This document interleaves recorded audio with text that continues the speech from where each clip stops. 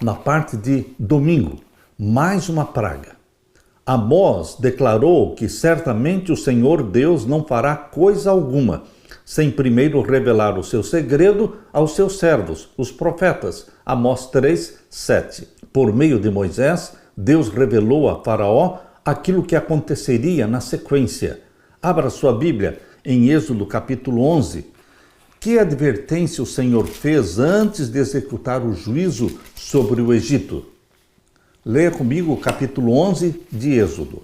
Aqui diz: E o Senhor disse a Moisés: Ainda uma praga trarei sobre Faraó e sobre o Egito, depois vos deixará ir daqui. E quando vos deixar ir, totalmente, a toda pressa vos lançará daqui. Deus já falou para Moisés aquilo que Faraó decidiria fazer. Deus conhece as nossas decisões antes de tomarmos as decisões. Mas Deus não interfere nas decisões. Deus respeita a liberdade de escolha que Ele deu a cada um.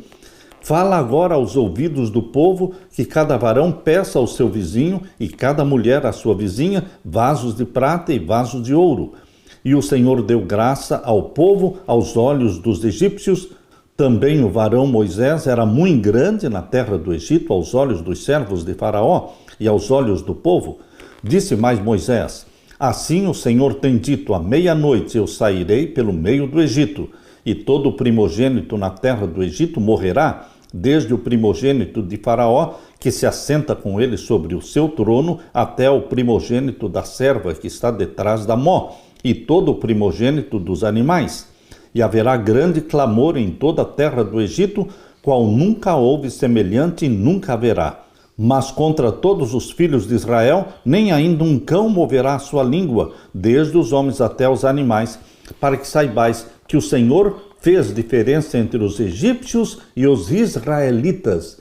Deus mostra que há diferença sim, entre os que servem a Deus e os que não servem a Deus. Existe diferença entre aqueles que clamam pelo sangue de Jesus e aqueles que desprezam a graça divina. Existe diferença. Deus responde aos clamores dos seus filhos. E aqui diz o verso 9: O Senhor disse a Moisés: Faraó vos não ouvirá, para que as minhas maravilhas se multipliquem na terra do Egito. E Moisés e Arão fizeram todas estas maravilhas diante de Faraó. Mas o Senhor endureceu o coração de Faraó, que não deixou ir os filhos de Israel da sua terra. Deus endureceu o coração de Faraó no sentido de que Deus confirmou as decisões e as rejeições de Faraó. Deus simplesmente aceitou a teimosia do Faraó. Nesse sentido é que Deus endureceu o coração do Faraó. Deus deu aos egípcios 3 dias de escuridão. Eles tiveram tempo suficiente para meditar em todas as decisões que estavam sendo feitas, para refletirem sobre os eventos recentes e compreenderem o seu significado. Ele também ofereceu uma última advertência explícita, dando a eles uma derradeira chance de fazer o que era certo. Tudo o que Deus fez antes se cumpriu. Obviamente, esta advertência de que os primogênitos seriam mortos, ela se cumpriria também. E por que não entenderam o recado, a advertência de Deus? No entanto, Êxodo capítulo 11, verso 8, relata que, enfurecido, Moisés se retirou da presença de Faraó. Mas, por que Moisés ficou enfurecido? Provavelmente porque sabia que a tragédia da 10ª praga atingiria muitos inocentes, tudo por causa da teimosia do Faraó. Assim como o povo sofreu pela teimosia de Faraó, muitos filhos sofrem pela teimosia dos seus pais. A negligência dos pais em cuidar dos filhos, a negligência dos pais em dirigir os cultos da família, os cultos da manhã, os cultos da noite, ensinando as histórias da Bíblia para os seus filhos, intercedendo pelos seus filhos. A negligência dos pais resultará em perdição para os filhos. É assim que funciona. Além disso, o número 10 possui um simbolismo significativo na Bíblia, representando plenitude. Por exemplo, os 10 mandamentos são uma revelação completa da lei moral de Deus.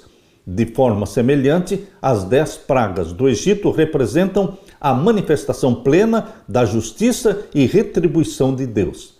O Senhor é o juiz supremo e ele se opõe ao orgulho, ele se opõe à injustiça, à discriminação, à arrogância, à exploração, à crueldade e ao egoísmo. Deus está ao lado dos que sofrem, daqueles que enfrentam abusos e maus tratos e dos perseguidos. Deus aplicará a justiça, o que na verdade é uma das expressões do seu amor. Nós também devemos expressar amor e justiça da melhor maneira possível. Este é o ideal de Deus. Está em Miqueias 6:8. O que o Senhor pede de você?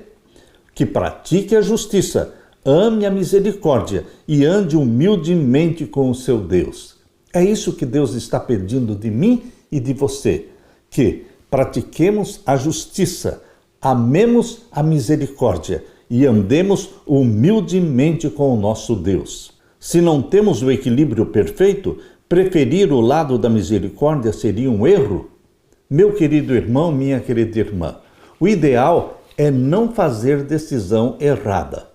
Mas, se tivermos que errar, poderemos errar pela misericórdia e não pela dureza do nosso coração. Quando nós erramos pela misericórdia, Deus usa de misericórdia também, porque Deus é o Pai das misericórdias e as misericórdias de Deus são novas cada manhã. Aleluia!